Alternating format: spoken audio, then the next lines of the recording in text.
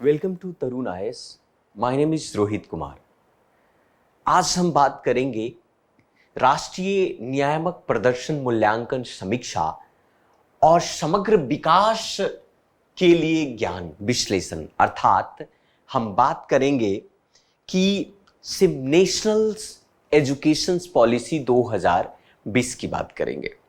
ये हमारे 31 अगस्त 2022 के करंट अफेयर का मुद्दा है और इसे हम जीएस सेकंड के तहत, विषय के तहत या पेपर के तहत हम इसको पढ़ सकते हैं। तो आज का है राष्ट्रीय शिक्षा नीति से संबंधित हम बात करेंगे और उसी राष्ट्रीय शिक्षा नीति में हम परख की चर्चा करेंगे, क्योंकि एक परख राष्ट्रीय शिक्षा नीति का एक हिस्सा है। हम सभी को पता है कि शिक्षा हमारे जीवन में एक बहुत ही महत्व रखता है, क्योंकि शिक्षा के बिना जो है राष्ट्र का निर्माण जो है बहुत ही मुश्किल है। तो शिक्षा को मद्देनजर रखते हुए भारत सरकार ने राष्ट्रीय शिक्षा नीति लाया। इसमें परख के बारे में द हिंदू में इसकी चर्चा की है। चर्चा क्या है इसके बारे में हम बातें करते हैं। फर्स्ट ऑफ ऑल बात करते हैं कि केंद्र सरकार ने माध्यमिक और उच्च माध्यमिक स्तर के छात्रों के आकलन हेतु एक बेंचमार्क ढांचा तैयार करने की बात की है। अर्थात ये होता है कि राष्ट्रीय नियामक प्रदर्शन मूल्यांकन समीक्षा और समग्र विकास के लिए ज्ञान का विश्लेषण अर्थात परख नामक योजना की बात करती है। परख जो है राष्ट्रीय शिक्षा नीति 2020 का भी हिस्सा है, जिसमें सरकार एक बेंचमार्क स्थापित करती है और यह कोशिश करती है कि समग्र भारत की सभी शिक्षा को एक बेंचमार्क के अधीन जो है उसको मापा जाए, ताकि उसके मापने में कोई अंतर ना हो। परख राष्ट्रीय शिक्षा नीति का ही एक हिस्सा है। चलिए हम बात करते हैं कि परख है क्या और किस तरीके से हम परख पाते हैं। तो सबसे पहली बात हम परख की, हम इस परिचय की बात करते हैं शिक्षा के अंदर में, कि यह एक प्रस्तावित नियामक है। प्रस्तावित नियामक का मतलब यह होता है कि एनसीईआरटी की एक घटक इकाई के रूप में यह कार्य करता है। जैसे हम सभी पता है कि भारत में चाहे किसी भी बोर्ड या किसी भी कोई भी जो स्कूल है वो कहीं न कहीं एनसीईआरटी के ही विचारधारा, उसी की पाठ्यक्रम को फॉलो करता है। तो एक तरीके से बेंचमार्क हुआ और इसी राष्ट्रीय उपलब्धि और के कारण जो है राज्य की उपलब्धि सर्वेक्षण जैसे आप देख सकते हैं यहां पर कि आवधिक शिक्षण परिणाम परीक्षण आयोजित करने की कार्य भी सौंपा है। मतलब आप कह सकते हैं कि भारत राष्ट्रीय और अंतर्राष्ट्रीय स्तर पर हम अपनी शिक्षा नीति को बेहतर करना चाहते हैं। अर्थात ये हुआ कि इसमें भारत अंतर्राष्ट्रीय स्तर पर शिक्षा प्रणाली की एक गहरी समझ रखने पर की प्रमुख मूल्यांकन की बात करता है।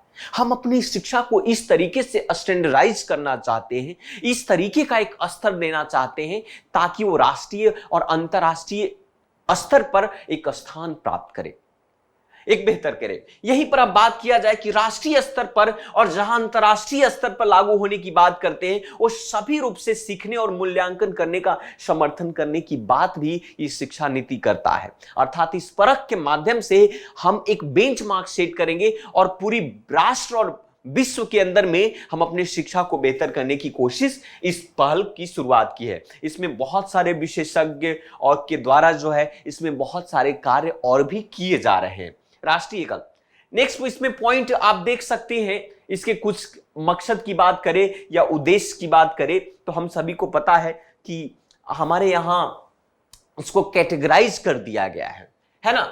सबसे पहले उद्देश्य यह है कि समान मानदंड और दिशा निर्देश होनी चाहिए। मेजरमेंट जो प्रोसीजर होना चाहिए, मानदंड जो अंकन करने की जो प्रक्रिया होनी चाहिए वो समान होनी चाहिए। भारत की सभी मान्यता प्राप्त स्कूल बोर्डों के लिए छात्र मूल्यांकन और निर्धारण हेतु मानदंड, मानक और दिशा निर्देशन को निर्धारित करना बहुत जरूरी है, क्योंकि अगर एक सामान्य मानदंड नहीं होगा, एक बेस तो होना अति आवश्यक है और उस बेस के आधार पर जब मेजरमेंट होगा और आकलन होगा तो कहीं ना कहीं शिक्षा की गुणवत्ता में वृद्धि होगी। मूल्यांकन पैटर्न की बढ़ाने की बात कर रहा है। हम सभी को पता है कि जो 21वीं सदी के शिक्षा कौशल जो है और 20वीं सदी से बहुत ही अंतर है। तो कहीं ना कहीं 21वीं सदी की कौशल की आवश्यकता को पूरा करने के लिए दिशा के एक बेहतर मूल्यांकन पैटर्न में इसको स्थापित करना जरूरी है।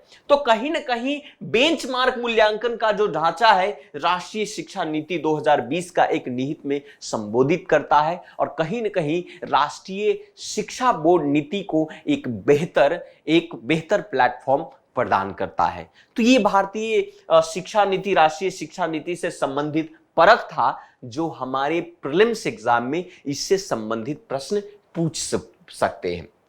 नेक्स्ट यहां पर हम बात करते हैं महंगाई। ये द हिंदू का आप कह सकते हैं कि समसामयिक घटनाएं हैं। तेलंगाना में 8.32 पर मुद्रास्फीति चार्ट में सबसे ऊपर रहा। जिस प्रकार से मुद्रास्फीति बढ़ रहा है देश का, भारत के बहुत सारे अन्य राज्यों की मुद्रास्फीति बहुत तेजी से ग्रोथ किया है। हम सभी को पता है कि भारत के अंदर में रिजर्व बैंक ऑफ इंडिया के द्वारा जो मुद्रास्फीति के दर को फिक्स किया गया है कि अर्थात जो है 2 से 6% के आसपास तक ही रहे तो ज्यादा बेहतर है। लेकिन आप यहां पर देख सकते हैं कि भारत के कई ऐसे अन्य राज्य हैं, देश भर में उपभोक्ताएं जो हैं, जो दिन पर दिन यहां पर मूल्यों की वृद्धि की गति में काफी व्यापक और असमानताएं देखने को मिलता है। मुद्रास्फीति क्या है? अगर हम आपसे प्रश्न पूछे कि मुद्रास्फीति क्या है, तो मुद्रास्फीति का सीधा सा तात्पर्य यह होता है कि एक अर्थव्यवस्था में एक ऐसी असमानताएं, मूल्यों में की असमानता की बात करते हैं कि जब किसी वस्तु के मूल्य में वृद्धि के कारण हमारे खरीदने की शक्ति, हमारे खरीदने की ताकत जब कमजोर हो जाती है, अर्थात पैसे की मूल्य कमजोर हो जाता है, तो ऐसी स्थिति को मुद्रास्फीति कहते हैं। अर्थात हमारा परचेजिंग पावर कमजोर हो जाता है। तो यहां पर आप देख सकते हैं कि 1 दर्जन राज्यों में 6% से कम की औसत से मुद्रास्फीति है।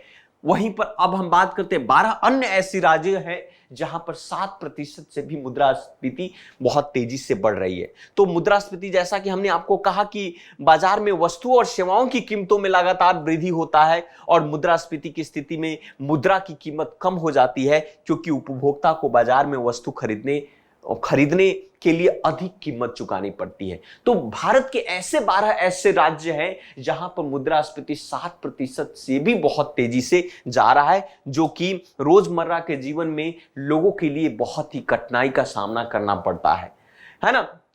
यहीं पर अगर आप कुछ सांख्यिकी का स्टैटिस्टिक्स की बात करें इससे संबंधित, तो आप देख सकते हैं कि कुछ ऐसे राज्य हैं जैसे तेलंगाना हुआ, पश्चिम बंगाल हुआ, सिक्किम हुआ, वहां की उपभोक्ता के द्वारा 6% से भी अधिक मुद्रास्फीति अर्थात मोर देन 7% देखने को मिला। स्पेशली आप ग्रामीण और शहरी क्षेत्रों की संयुक्त खुदरा मुद्रास्फीति की बात करें तो कहीं 8.3% है, 8.06% है, आपका 8.01% है, जो कि बहुत ज्यादा है। 2022 तक कम से कम 14 ऐसे राज्य थे जिसमें राष्ट्रीय औसत थे भी मुद्रास्फीति बहुत अधिक था।